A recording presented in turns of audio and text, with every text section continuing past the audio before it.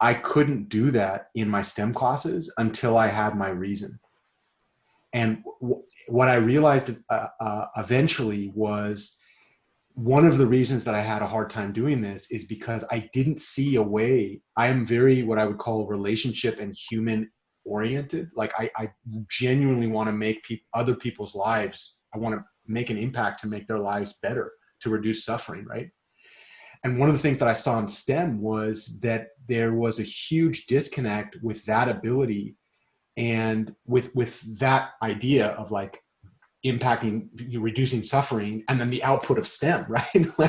like now, years later, I recognize like, oh, okay, if you make a product, like one could argue that computers cause a lot of problems, but there's a legitimate benefit to computation, right? Like there's some benefit. And now that I see that, I'm like, okay, I get that. I get the idea that when you construct stuff, but I didn't have the insights to the technical systems needed to manufacture highly technical products and innovations at that point in my career. So I couldn't say, when I get really good at this stuff, I'm going to be part of that pipeline, because I didn't know, right?